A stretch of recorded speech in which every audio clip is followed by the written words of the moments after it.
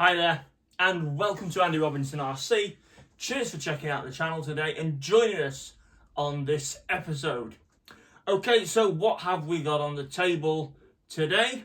Well, as you can see, we've got the RC10, the 1985 IFMA World's replica, and we've got this, the brand new RC10 four-wheel drive buggy. So we're going to be taking a look at this mainly today. And also, because it's coming at the same time, we have this as well, which is the new FTX Roughneck. It's a 1/10 scale sort of crawler trail truck, and it's brushless as well, which is cool. And it's brushless motor and ESC all in one, so I'm liking that. A bit like the Fusion, I suppose, but it's a bit of a smaller motor. And it's got loads of alloy goodies and whatnot, and we'll be looking at properly in a different video, but I just thought I'd tease you with it sat there if you're into your crawlers and trail trucks and such things. But yeah, FTX Roughneck, that will be on the channel very soon as well. But we're concentrating on Team Associated, so let's just move this one out of the way. There we go. So, RC10 four-wheel drive. So, I'm actually surprised how quick these came out.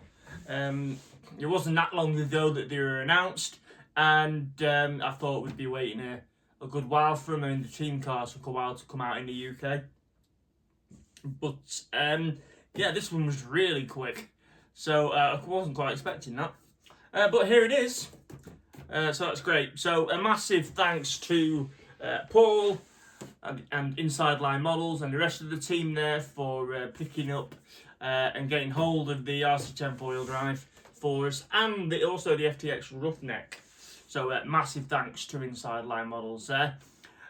Do check them out, and you can get 5% discount as well if you go onto their website at www.insidelinemodels.com, and if you use discount code ANDYRC25, that's ANDYRC25, and the details will be in the video description.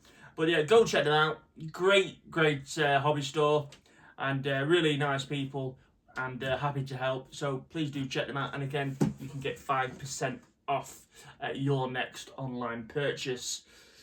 So there we go. Right now, if you're a big fan of Team Associated and you're on some of the Associated and RC10 forums, there's been, these kits have been delivered to people now, and people are building them up.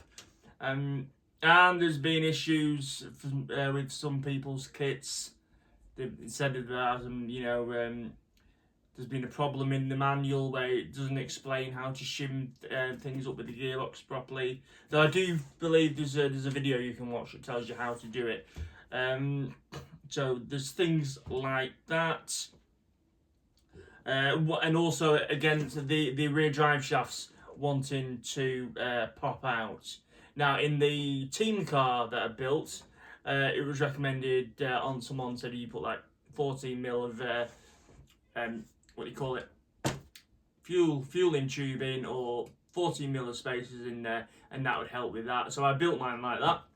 And this one, some people have said that if you put in all the spaces, like 4 or 5 spaces, internal spaces, you put all them in the rear shocks, and you put the shorter rod ends on the shock shafts, then that will go into a great way of helping with the axle shafts wanting to drop out of the gearbox joints.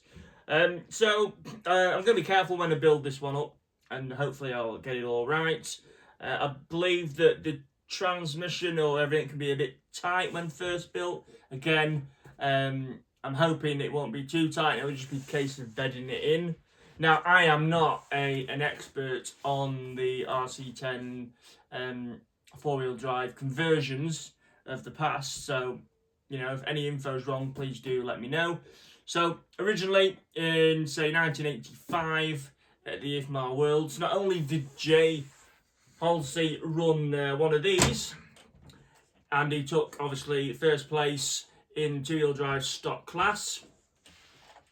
He also ran an RC10 four-wheel drive that had been converted by Team Associated, and I think it was what was I going to say then? Roger Curtis, you know, was having a look at making one into four-wheel drive. They made a chain-driven prototype, and that's what Jay Halsey ran at the Worlds, and he actually finished second with that. So in fact, on the box, I don't know whether you'll see that, you can see like some of the original sort of designs there for the four-wheel drive system that was penciled down. So yeah. And anyway, after Associated never put a four-wheel drive car into production in the end. Wasn't until way later when the B44 came out that was their first proper Team Associated four-wheel drive. And then really they actually went into sort of like, because they didn't have a four-wheel drive chassis at the time, they sort of went into, you know, in conjunction with Yokomo. And that's why you have the things like the American released YZ10 Team Associated branded Yokomo. So that's what they did. But what happened is, again, MIP started to bring out conversion kit for your RC10 so you could make it into a four-wheel drive. So they did that, and that was by MIP. And then later on, known as AL originally, and now known as Factory Works, they also brought out a conversion kit, which I think was sort of based on the MIP one, and theirs was the 10.4. Now, if you've got any of those conversion kits, they are very much quite collectible, and they would cost you quite a bit if you wanted to get hold of one. And obviously this was before the Team Associated decided they were going to make a four-wheel drive one themselves. So anyway, they have done, and here it is. Yeah, so we're going to have a bit of a look at it and whatnot, and yeah, check it out.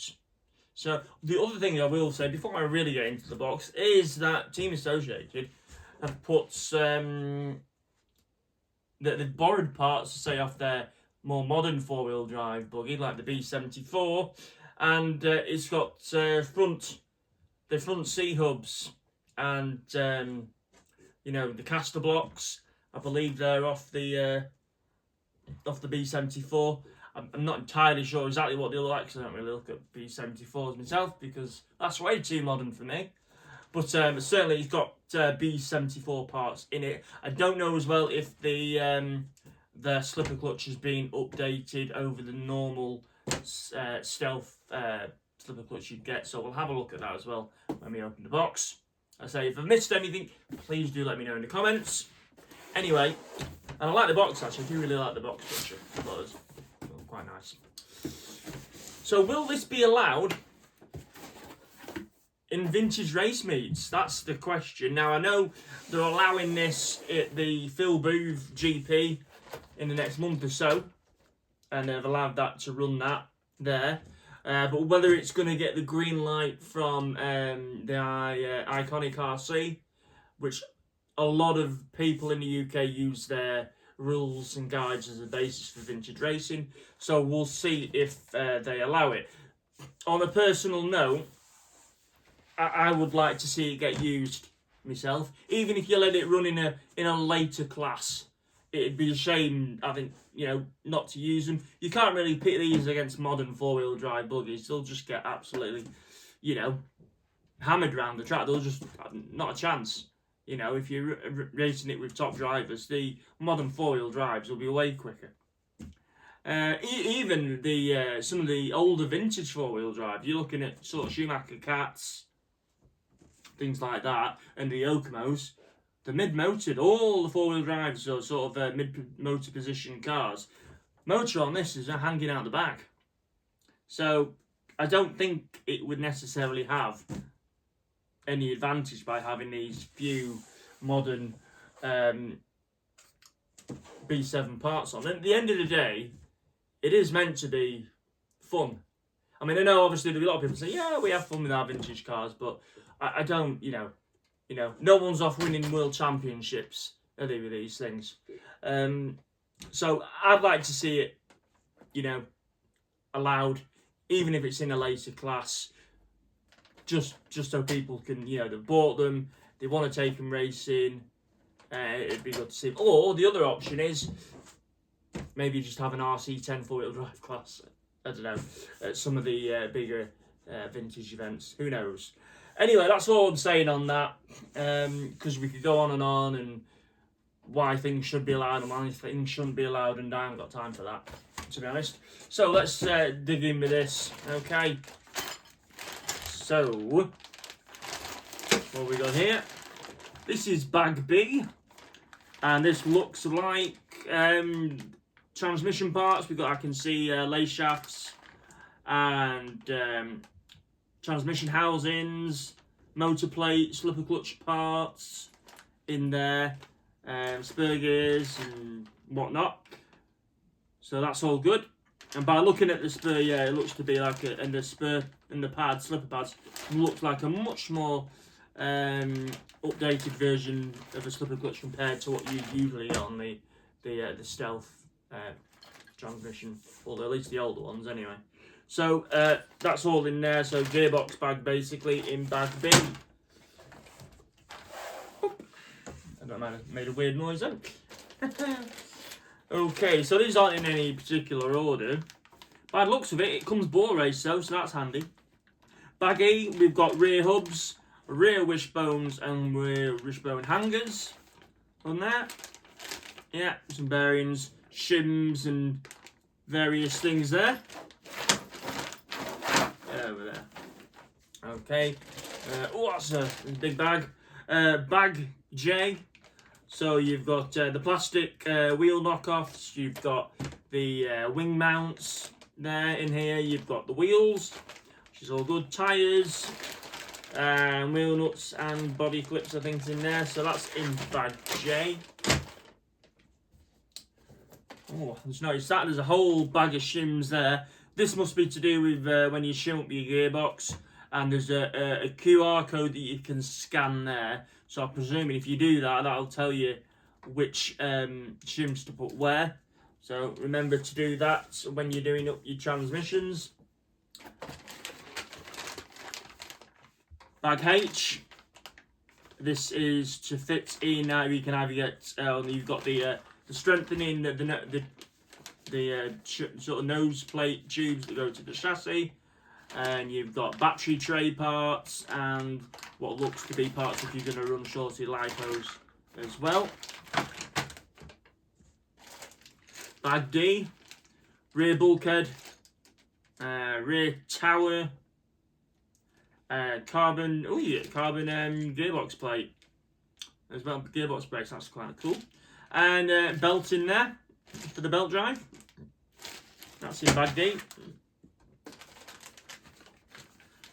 Again, fairly standard stuff this for some of it. Nose plate, front nose plate, body mount, bearings, and whatnot. Are they for the on the steering bell cranks? So it's got the bearings for the steering bell cranks. Much better than the. It looks more akin to like a later model RC10 steering setup, rather than the original sort of 6-gear type ones.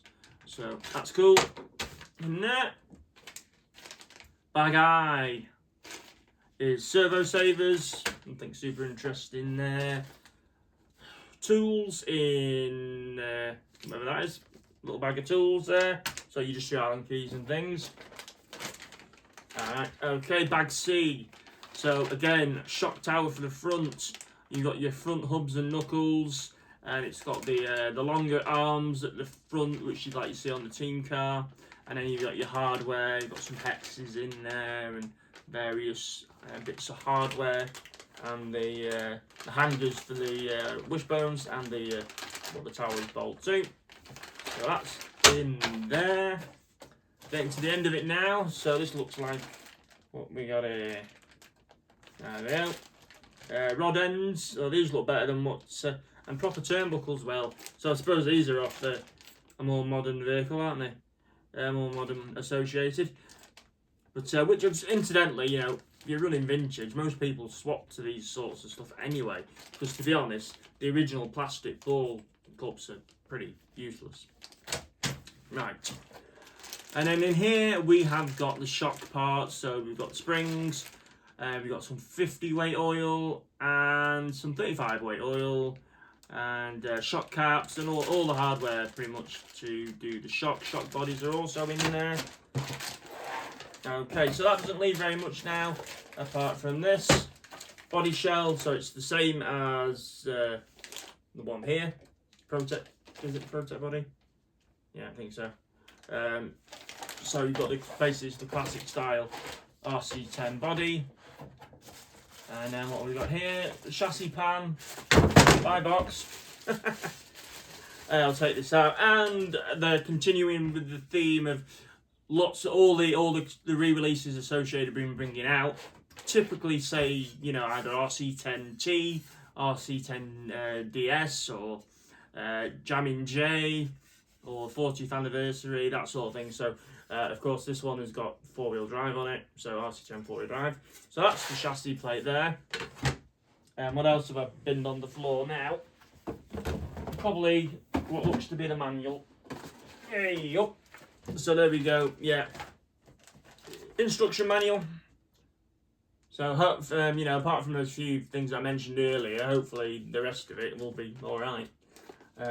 Yeah, maybe they've made mistakes because they were just rushing to get this out. I don't know. And in this one, last of all, you've got window masks and your decals for the bodywork. So that's cool. So there you go. That pretty much wraps this up. So what we will do is we'll get the camera out and I'll just sort of go over stuff and you can have a bit of a closer look. So I am looking forward to doing this.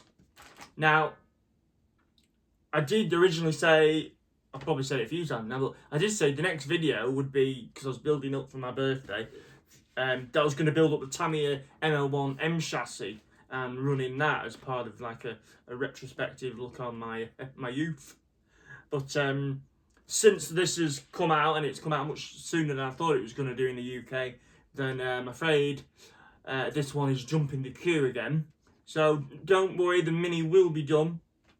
But I think the way it's going to go now, we'll have this one, which is obviously what you're now actually unboxing. I'm probably going to do the FTX video while I'm building this up, and then hopefully we'll be able to get this one out and running for you. Right, so I'm going to wrap this one up here. Hope you've enjoyed the video. Let me know what you think in the comments.